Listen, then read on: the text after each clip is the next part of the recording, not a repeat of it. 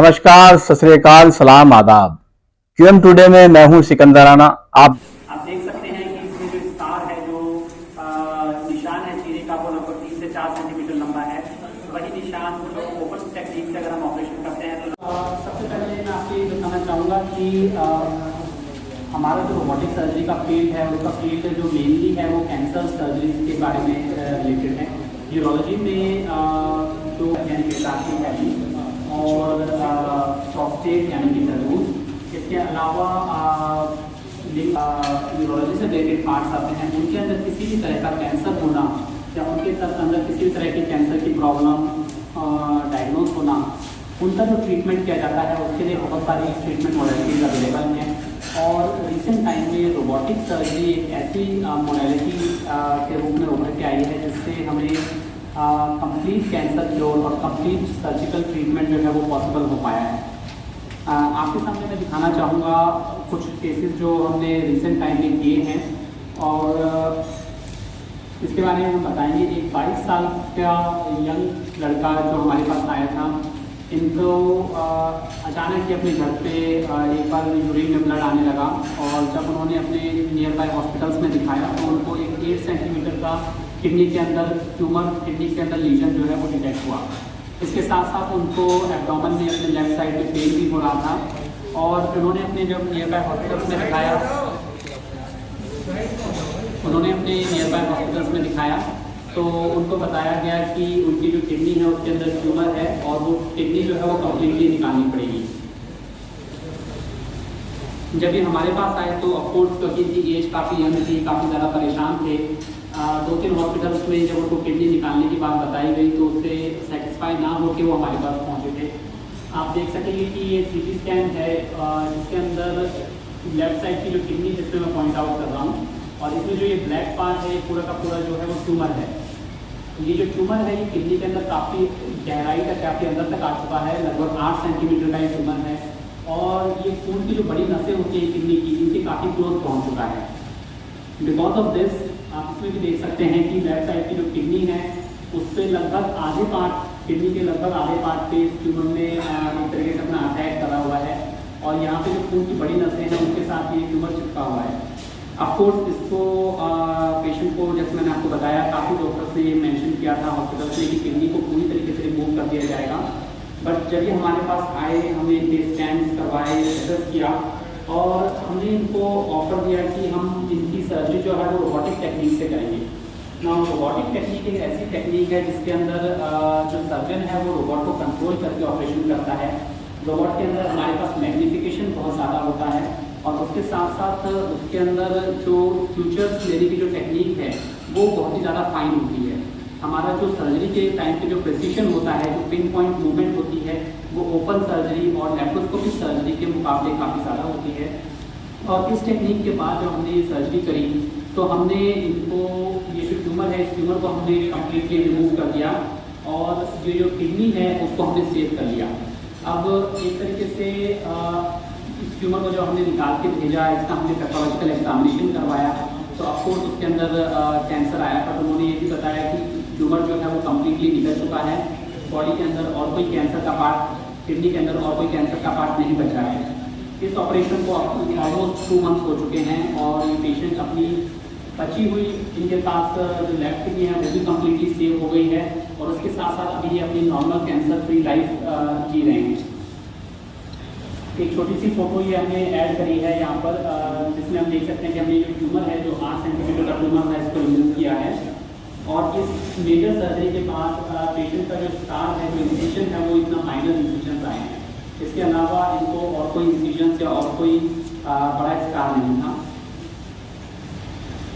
Robotic surgery का फायदा ये भी है क्योंकि इसमें जो ब्लड लॉस होता है वो नॉर्मल ओपन सर्जरी से काफ़ी कम होता है। तो ब्लड लॉस जो इनकी सर्जरी में था वो लेस देन 100 ml था, जबकि ओपन सर्जरीज में इन्हीं केसेस में ब्लड लॉस जो है वो लगभग 1 लीटर के आसपास होता है, यानी कि 1000 ml। पेशेंट की रिकवरी जो है वो काफ़ी फास्ट होती है। इन पेशेंट्स ने ऑपरेशन के 10 घंटे बाद ही चलना और फिरना, मूव करना स्टार्ट कर दिया था। उसके अगले दिन हमने इनको खाना वगैरह खाना स्टार्ट करवा दिया था और तीसरे दिन मॉर्निंग में ये हॉस्पिटल से डिस्चार्ज होकर घर चले गए थे।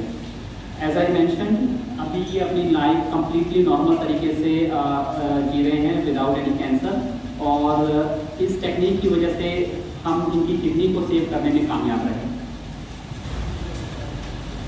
सिमिलरली एक और केस मैं आपको बताना चाहूँगा। ये पेशेंट हमारे पास आए थे, इनकी एज 62 ईयर ओल्ड है। इनको भी सिमिलर कंप्लेंट्स थी, इनके भी यूरिन में ब्लड आ रहा था, और जब उसका टेस्ट हुआ तो उनको पता लगा कि वो जो ट्यूमर है वो पेशाब की थैली में, ब्लैडर में काफ़ी डीप चला गया है, और उनको एक ऑपरेशन की ज़रूरत है जिसमें पेशाब की जो थैली है उसको कम्प्लीटली रिमूव किया जाना ज़रूरी है।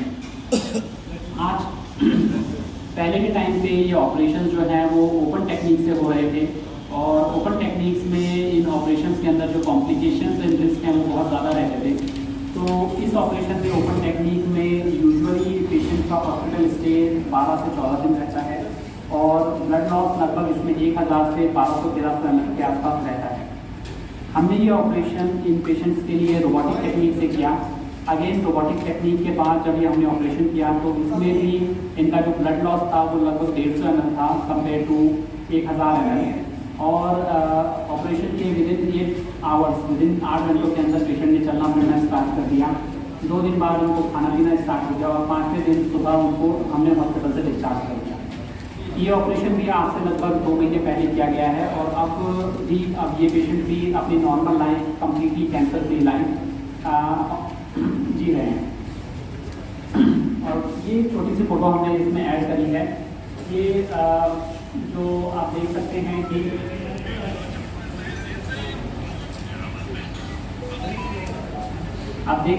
इसमें जो स्कार है, जो निशान है चीरे का, वो लगभग 3 से 4 सेंटीमीटर लंबा है। वही निशान जो ओपन टेक्निक से अगर हम ऑपरेशन करते हैं तो लगभग 20 से 25 सेंटीमीटर लंबा होता है, और रिकवरी में भी इसमें लॉन्ग टाइम लगता है। ये जो एक छोटा सा रेड कलर का जो रास्ता वहाँ पर बना हुआ है, that is the urinary diversion. उसमें से उनका यूरिन जो है वो हमने डाइवर्ट किया है। वहाँ पे वो एक बैग लगाते हैं जिसमें यूरिन कलेक्ट होता है, और इस तरीके से पूरी तरीके से हमने पेशाब की थैली को भी रिमूव किया, और यूरिन का जो रास्ता है वो एक नया रास्ता बना के उसको एब्डोमेन में हमने उसको फिक्स किया है। तो ये 2 केसेस मैं आपको आज मेंशन इसलिए करना चाहता था क्योंकि इन दोनों ही केसेस में हमने एक नई टेक्निक को, एक रोबोटिक टेक्निक को यूज़ किया है, और इन दोनों ही टेक्निक्स की वजह से पेशेंट की ओवरऑल रिकवरी में, पेशेंट के स्कार में, पेशेंट के पेन में बहुत ज़्यादा बेनिफिट रहा है। पेशेंट का चलना फिरना, घूमना फिरना, और हॉस्पिटल से निकलने के बाद, इवन घर पे जाने के बाद भी उनकी जो रिकवरी है वो बहुत ज़्यादा फास्ट रही है। इसके साथ ही इन दोनों ही ऑपरेशन के बाद पेशेंट्स की मेजर जो लाइफ स्टाइल है उसमें कुछ ज़्यादा चेंज नहीं आया है। वो अपनी नॉर्मल लाइफ जी रहे हैं, व्यतीत कर रहे हैं, कम्प्लीटली कैंसर फ्री लाइफ जी रहे हैं। और पहले केस में स्पेशली जिसमें एक 22 साल के यंग पर्सन को, एक युवा व्यक्ति को कैंसर की वजह से कैंसर का ट्रीटमेंट लेना पड़ा, लेकिन उनको भी हमने किडनी को सेव करके सिर्फ किडनी के ट्यूमर को रिमूव किया, जो कि हमारे हिसाब से एक बहुत ही अच्छा आउटकम है। क्योंकि हमारी हमेशा कोशिश ये रहती है कि किडनी में अगर हम उसको, किडनी को हम जितना ज़्यादा सेव कर पाएँ वो पेशेंट को एक लॉन्ग टर्म में उतना ज़्यादा बेनिफिट देता है। तो ये मेजरली हमारे कुछ केसेस हैं जो हमने करे हैं। इसके अलावा ओवरऑल मैं आपको ये बताना चाहूँगा कि रोबोटिक सर्जरी जो है वो पूरे ऑल ओवर द वर्ल्ड लगभग आज से 20 साल पहले इसका इजाद हुआ था, और स्टार्टिंग में अमेरिका से फिर ये धीरे धीरे करके हमारे देश में भी आई है। और रोबोटिक टेक्निक से ओवरऑल जो अब हम मैक्सिमम कैंसर केसेस और जो कॉम्प्लेक्स कैंसर सर्जरी या जो हम कहते हैं जटिल कैंसर सर्जरी कर पा रहे हैं, उसके अंदर पुराने समय में जो आउटकम होते थे जिसमें पेशेंट की 50% ऑफ द टाइम कोई ना कोई कॉम्प्लिकेशंस रहती थी, अब वो ऑपरेशंस बिना कॉम्प्लिकेशंस के less than 5% risk of complications के मैक्सिमम कैंसर सर्जरीज की जा रही हैं। इसके अलावा अगर आप लोग की तरफ से कोई क्वेश्चन हैं इस बारे में तो I would be happy to answer. Doctor एक बात बताएं, आपने जो ट्यूमर रिमूव किया तो उसमें स्पेस बनी होगी किडनी में, वो कैसे हाँ, तो जब हमने किडनी में से ट्यूमर रिमूव करते हैं तो जो बचा हुआ स्पेस होता है उसको हम किडनी के अंदर ही सूचर करते हैं। तो हम दोनों तरफ से किडनी के अंदर टाँके लगाते हैं जो कि ऑफकोर्स रोबोटिक टेक्निक से ही किया जाता है। और जो स्पेस, जो खाली स्पेस है हम उसको कवर कर देते हैं किडनी के ही साइड वाले पार्ट से। तो जो ट्यूमर निकला है वो तो किडनी के अंदर वैसे भी पहले कोई फंक्शन नहीं कर रहा था, लेकिन उसकी वजह से जो पूरी किडनी निकलने वाली थी वो ना होके जो फंक्शनिंग किडनी थी वो हमने पूरी सेव करी। देखिए, इसे कैंसर के सेल्स उसमें नहीं बचे हैं, इसकी गारंटी क्या है? इसकी गारंटी बिल्कुल, ये बहुत इंपॉर्टेंट क्वेश्चन है और ये सिर्फ आपके लिए नहीं हमारे लिए भी ज़्यादा इंपॉर्टेंट है। तो जब हम ट्यूमर को निकाल के भेजते हैं तो हम उसका पैथोलॉजिकल एग्जामिनेशन करवाते हैं और उस पैथोलॉजी एग्जामिनेशन में हमें फाइनली ये बताया जाता है कि जो ट्यूमर आया है वो कंप्लीट विद कैप्सूल आया है या फिर उसका कुछ पार्ट अंदर रह गया है। तो जो फाइनल पैथोलॉजी है वो हमारे लिए फाइनल कंफर्मेशन होता है कि ट्यूमर अंदर कुछ नहीं बचा, सारा का सारा ट्यूमर एक बलून की तरह, एक कैप्सूल की तरह पूरा निकल गया है। उसके अलावा जब हम रोबोटिक सर्जरी करते हैं, मैंने जैसे बताया कि इसका मैग्नीफिकेशन बहुत ज़्यादा होता है। तो कोई भी जो एक्सपीरियंस पर्सन जो कैंसर की सर्जरीज रेगुलरली करते हैं, जब वो उसको देखते हैं तो उनको ट्यूमर को देखते टाइम, ट्यूमर को कट करते टाइम ही पता लग जाता है कि ये जो एरिया है वो normal part of the kidney है या फिर ये एरिया जो है वो ट्यूमर वाला पार्ट है। तो by direct vision also at the time of surgery हमें इस बात का आइडिया लग जाता है कि ट्यूमर अंदर नहीं छूटा है, बट फाइनल कंफर्मेशन जो है वो पैथोलॉजी रिपोर्ट से होता है। एक्सपेंसिव कितने आते हैं? ये एक्सपेंसिव है ना? तो रोबोटिक सर्जरी जो नॉर्मल सर्जरी होती है उससे सर्जरिकल चार्जेस में एक्सपेंसिव थोड़ा सा होता है। रीज़न उसका ये है कि रोबोटिक सर्जरी में जो रोबोटिक जो मशीन यूज़ होती है उसके जो चार्जेस हैं, उसमें जो कंज्यूमेबल्स रखते हैं उनका एक्स्ट्रा चार्ज पड़ता है।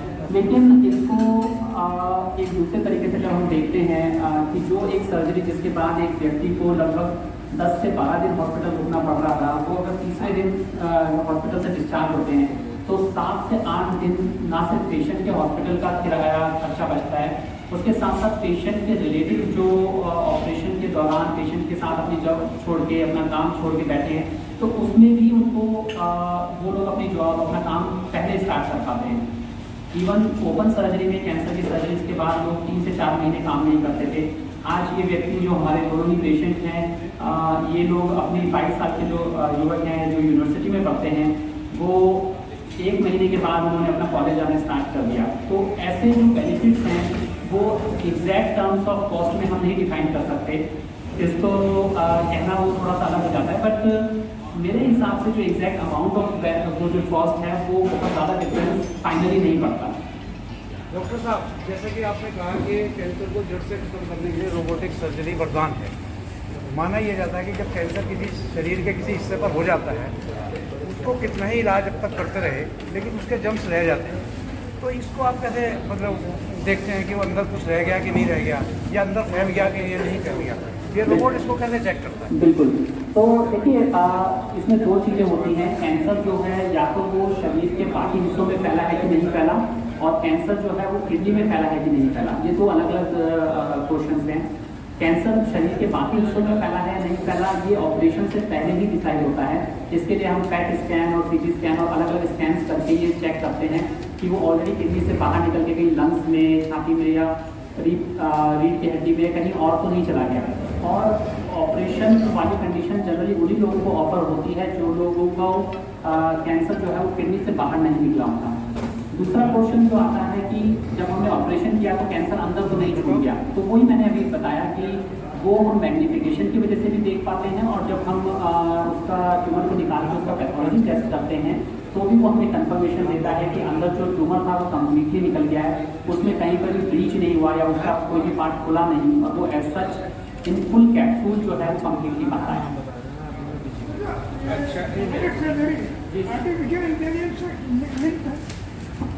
एक्चुअली नहीं, आर्टिफिशियल इंटेलिजेंस और रोबोटिक सर्जरी अभी तक ज्वाइन नहीं हुए हैं।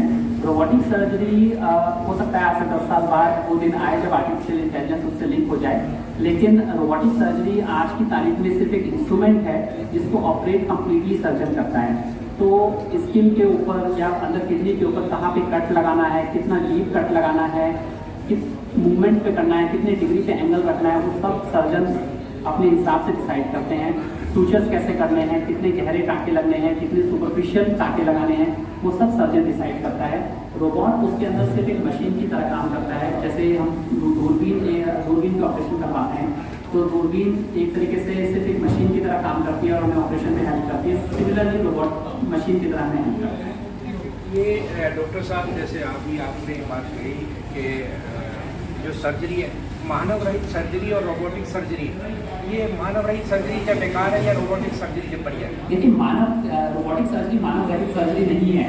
मानव रहित सर्जरी मतलब सर्जन की जरूरत ही नहीं हो।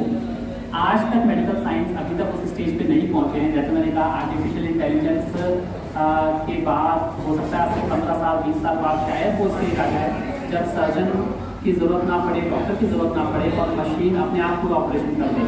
लेकिन आज तक वो प्रिसिशन अभी तक इंडिया में नहीं, पूरे all over the world, even experimentally भी वो प्रिसिशन अभी तक अवेलेबल नहीं हो पाया है। क्योंकि हर पेशेंट जो है वो और हर पेशेंट की जो डिसीज़ है वो डिफरेंट होती है।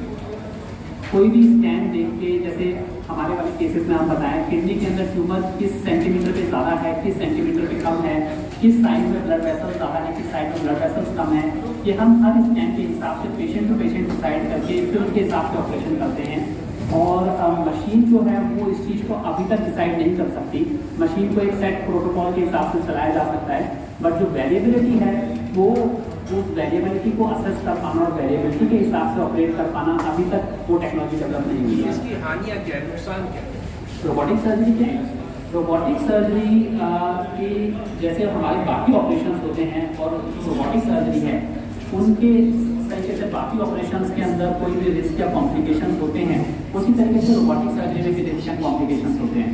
दुनिया में अभी तक कोई भी ट्रीटमेंट मेडिकल फील्ड में ऐसा नहीं है जिसमें कोई डॉक्टर आपको ये बोल पाए कि इस सर्जरी से मैं आपको 100% बिना किसी कॉम्प्लिकेशन के कोई भी रिकवरी हो जाएगी। लेकिन जो परसेंटेज ऑफ कॉम्प्लिकेशंस है वो ओपन सर्जरी के मुकाबले या दूरबीन वाली सर्जरी के मुकाबले काफ़ी ज़्यादा कम है। ओपन सर्जरी में जो परसेंटेज ऑफ कॉम्प्लिकेशन 20 से 25% लोगों को हो रहे थे, रोबोटिक सर्जरी में वो 4 से 5% लोगों को हो रहे हैं। रोबोटिक सर्जरी में एक्स्ट्रा कॉम्प्लिकेशंस अभी तक हमने कोई ऐसे नहीं देखे कि ओपन में ये प्रॉब्लम नहीं होती थी, लेकिन रोबोटिक में हो रही है। अगर कोई एक्सपीरियंस पर्सन रोबोटिक सर्जरी कर रहे हैं, जो रूटीनली रोबोटिक सर्जरी करते हैं, उनके हाथ में रोबोटिक सर्जरी उतनी ही सेफ है, बल्कि उससे 10 गुना ज़्यादा सेफ है as compared to open surgery. तो टाइम बाद वो कैंसर दोबारा जग जाता है, तो उसमें वो किस तरीके से? देखिए, उसमें भी बहुत सारी चीज़ें होती हैं। कई बार कैंसर के ऑपरेशन होने के बाद और कैंसर कंप्लीटली निकलने के बाद भी कैंसर के वापस आने के चांसेस रहते हैं। इसमें सर्जरी से ज़्यादा ओवरऑल डिसीज़ का रोल आता है। इसमें होता ये है कि बहुत सारे कैंसर ऐसे होते हैं जो काफ़ी एग्रेसिव होते हैं और वो बॉडी के अंदर बहुत छोटे छोटे दाने के बराबर ऑलरेडी पहले निकल चुके होते हैं, जैसे किडनी से बाहर निकल गए या फिर किसी भी और बॉडी पार्ट में कैंसर है वहाँ से बाहर निकल गए, लेकिन वो किसी भी स्कैन्स में डिटेक्ट नहीं हुए। तो जब हम पेशेंट को देख के उनको ऑपरेट करते हैं तो हमेशा एक प्रोबेबिलिटी रहती है कि ट्यूमर जो है वो ऑलरेडी बाहर फैल चुका होगा, लेकिन वो स्कैन में अभी डिटेक्ट नहीं हुआ है। क्योंकि स्कैन में डिटेक्ट होने के लिए उसका साइज आधा सेंटीमीटर से 1 सेंटीमीटर होना जरूरी है, जबकि ट्यूमर सेल्स अगर वो फैल चुके हैं तो वो 1 मिलीमीटर या उससे छोटे साइज के भी हो सकते हैं। तो हर टाइप का कैंसर और उसके फैलने के चांसेस या उसके दोबारा आने के चांसेस जो है वो अलग अलग होते हैं। किडनी कैंसर्स में इस टाइप के ऑपरेशंस के बाद कैंसर के वापस आने के चांसेस नेक्स्ट 10 ईयर्स के अंदर 1% होते हैं, जबकि पेशाब की थैली में यूरिनरी ब्लैडर के कैंसर में नेक्स्ट 10 ईयर्स में उसके वापस आने के चांसेस ज़्यादा होते हैं, 5 से 8% होते हैं। क्या उद्देश्य है, क्या कुछ कहना चाहेंगे? देखिए, आज मैं आप लोगों के बीच यही मैसेज लेके आया हूँ कि हमारे पास रोबोटिक सर्जरी जैसी एक नई टेक्निक अवेलेबल है जिसके बारे में अक्सर हम लोगों ने बहुत अच्छे से नहीं सुना है। और रोबोटिक सर्जरी जो है वो कैंसर के केसेस में, कैंसर के ऑपरेशंस में बहुत ज़्यादा बेनिफिशियल है। स्पेशली जो यूरोलॉजी से रिलेटेड कैंसर हैं, जैसे किडनी कैंसर, यूरिनरी ब्लैडर यानी पेशाब की थैली का कैंसर या फिर प्रोस्टेट कैंसर, इन केसेस के अंदर अगर किसी व्यक्ति को सर्जरी की ज़रूरत पड़ती है तो उन सर्जरीज़ को जब हम रोबोटिकली टेक्निक से करते हैं, रोबोटिक की मदद से करते हैं, तो उसके जो पेशेंट की ओवरऑल रिकवरी है, पेशेंट का जो कैंसर का क्योर है वो ज़्यादा बेहतर रहता है। इन टेक्निक की मदद से पेशेंट का जो ब्लड लॉस है वो काफ़ी कम हो जाता है। जो ओपन सर्जरी में ब्लड लॉस 1000 ml के आसपास रहता था, वो रोबोटिक सर्जरी में लगभग 100 ml के आसपास रहता है। और पेशेंट की ओवरऑल रिकवरी और हॉस्पिटल में स्टे जो है, हॉस्पिटल में रुकने की जो रिक्वायरमेंट है वो जो है काफ़ी कम हो जाती है। साथ ही साथ रोबोटिक सर्जरी की मदद से हम किडनी कैंसर्स के अंदर किडनी को सेव करके सिर्फ ट्यूमर को निकाल सकते हैं, जो कि आजकल बहुत ज़्यादा ओपन टेक्निक से या फिर लैप्रोस्कोपिक टेक्निक से कई बार पॉसिबल नहीं हो पाता। आज मैंने आपको बताया कि एक पेशेंट जिनका 8 सेंटीमीटर का एक बड़ा सा किडनी में ट्यूमर है, ट्यूमर था, वो ट्यूमर जो था वो किडनी की ब्लड वेसल्स यानी खून की नसों के काफ़ी करीब आ गया था। और जब हमने उनको रोबोटिक सर्जरी ऑफ़र किया तो रोबोटिक सर्जरी के माध्यम से हमने सिर्फ ट्यूमर को रिमूव किया और जो किडनी जो थी उसको हमने कम्प्लीटली सेव कर लिया। इसके साथ ही पेशेंट की रिकवरी जो है वो विदिन फ्यू आवर्स कंप्लीट हो गई। 8 घंटे के अंदर उन्होंने चलना फिरना स्टार्ट कर दिया। अगले दिन उन्होंने खाना पीना स्टार्ट कर दिया और तीसरे दिन मॉर्निंग उनको डिस्चार्ज भी कर दिया गया। 2 महीने बाद आज भी वो अपनी completely normal life, cancer free life जो है वो जी रहे हैं। और विदिन 1 मंथ उन्होंने अपना normal routine activity, school university जाना, कॉलेज जाना दोबारा स्टार्ट कर दिया। तो इस तरीके से रोबोटिक सर्जरी जो है मेजर कॉम्प्लेक्स कैंसर्स के केसेस के अंदर बहुत ज़्यादा बेनिफिशियल है। रोबोटिक सर्जरी से हम किडनी को बचा पा रहे हैं। सबसे इम्पॉर्टेंट मैसेज यही है कि अगर हम किडनी को सेव कर पाते हैं तो उससे बेटर आउटकम हमारे हिसाब से पेशेंट के लिए कुछ नहीं है। अमूमन जो मरीज है कैंसर का 4th स्टेज पर ज़्यादातर पता लगता है, 1st स्टेज पर पता लग जाए तो ऐसे में क्या उसकी पहचान है? देखिए, सबसे इम्पॉर्टेंट चीज़ यही है कि जैसे हमारे जो पेशेंट्स हैं जिनके अंदर अगर किडनी कैंसर होता है तो उनको यूरिन में ब्लड आता है, यूरिनरी ब्लैडर कैंसर होता है तो उनको भी यूरिन में ब्लड आता है। तो यूरिन में ब्लड आना, जिसको हम हेमेचूरिया कहते हैं, एक ऐसा ग्रेव साइन है, सिम्टम है जिसको हमें कभी इग्नोर नहीं करना चाहिए। साथ ही कमर में दर्द वगैरह रहना या अचानक दर्द होना जिसका कोई रीज़न नहीं है, कोई चोट नहीं लगी फिर भी उनको पेट में दर्द रह रहा है, तो ऐसी चीज़ों में अगर कोई चीज़ होती है तो एटलीस्ट हम एक अल्ट्रासाउंड करवाएं, जो कि बहुत ही बेसिक टेस्ट है और आजकल अल्ट्रासाउंड जो है वो बहुत ईजिली अवेलेबल भी है। तो एक कोई भी सिम्टम्स को इग्नोर ना करना सबसे इम्पॉर्टेंट फैक्टर है। यूरिन में ब्लड आना, पेट में दर्द होना, यूरिन का बार बार आना, प्रोस्टेट के कैंसर्स के हमारे बहुत सारे पेशेंट्स हैं जिनको यूरिन को पास करने में तकलीफ होती है और यूरिन बार बार आता है। यूरिन में कभी कभी थोड़ा बहुत ब्लड आता है, नाइट में बहुत बार उनको नींद से उठ के यूरिन पास करने जाना पड़ता है और वो इन सिम्टम्स को काफ़ी बार एज से रिलेटेड मान के इग्नोर करते रहते हैं। तो वो चीज़ ना की जाए, अपना बेसिक टेस्ट, ब्लड टेस्ट और अल्ट्रासाउंड जो है वो आप करवाएं और कैंसर को जितनी जल्दी स्टेज पे पता लग जाए, कैंसर का ट्रीटमेंट उतना ही अच्छा और उतना ही बेटर होता है। दा विंची क्या है? दा विंची एक्चुअली एक कंपनी का नाम है, बट ये कंपनी जो है वो रोबोट बनाती हैं। हालांकि दा विंची अकेली कंपनी नहीं है, इसके अलावा और भी ओवरऑल मार्केट में 5 से 6 कंपनीज अवेलेबल हैं जो अलग अलग टाइप के रोबोट्स बना रही हैं या डेवलप कर रही हैं। दा विंची सिर्फ उस रोबोट का नाम है जो हम यूजुअली सर्जरी में परफॉर्म करने में यूज़ करते हैं। रोबोट जो है वो एक तरीके से मशीन की तरह काम करता है और इसमें जो सर्जरी है वो कम्प्लीटली सर्जन के द्वारा की जाती है। जो ऑपरेटर है वो सर्जन ही डिसाइड करता है कि किस ऑपरेशन में आपको कट कहाँ पे लगाना है, सूचर कैसे लेना है, टाँके कैसे लगाने हैं, कितने डीप लगाने हैं। रोबोट और ये दा विंची जो है मशीन, वो सिर्फ उस मशीन में, उस ऑपरेशन में सर्जन की हेल्प करती है। मैनुअली और रोबोटिक उसमें ऑपरेट में क्या अंतर है? तो मैनुअल ऑपरेशन में जो नॉर्मल ऑपरेशन के बाद जो चीरा होता है वो लगभग 20 से 25 सेंटीमीटर लंबा आता है और रोबोटिक सर्जरी के बाद जो चीरा है वो 2 से 3 सेंटीमीटर के अंदर पूरा ऑपरेशन हो जाता है। इसके अलावा मैनुअल ओपन सर्जरी में ब्लड लॉस, जैसे मैंने बताया, खून का लॉस होना लगभग 1 लीटर के आसपास होता है बड़ी मेजर सर्जरीज में, जबकि वही रोबोटिक सर्जरी के माध्यम से अगर की जाए तो बड़ी मेजर सर्जरीज में भी ब्लड का लॉस 100 ml 150 ml के आसपास रहता है। इसके अलावा रिकवरी जो है वो रोबोटिक सर्जरी से, यानी कि रोबोटिक सर्जरी के माध्यम से अगर ऑपरेशन हो तो रिकवरी बहुत फास्ट होती है। पेशेंट का चलना फिरना, खाना पीना स्टार्ट करना जो है वो काफ़ी फास्ट हो जाता है और इसके साथ साथ जो उनका हॉस्पिटल का स्टे है वो काफ़ी कम हो जाता है। ओपन सर्जरीज़ में जो मेजर सर्जरीज़ के बाद यूजुअली लोगों को 10 से 12 दिन 14 दिन हॉस्पिटल में स्टे करना पड़ता था, वो रोबोटिक सर्जरी के बाद सेम सर्जरीज़ में तीसरे दिन, चौथे दिन, 5वें दिन लोग डिस्चार्ज हो जाते हैं। इवन प्रोस्टेट के कैंसर की सर्जरीज़ में हम 1 दिन के बाद ही, आज ऑपरेशन करके नेक्स्ट डे ही पेशेंट को डिस्चार्ज कर देते हैं। तो विदिन 24 आवर्स डिस्चार्ज करने की जो पॉलिसी है वो इसीलिए पॉसिबल हो पाती है क्योंकि हम उसको रोबोटिक सर्जरी से या रोबोटिक टेक्निक से करते हैं।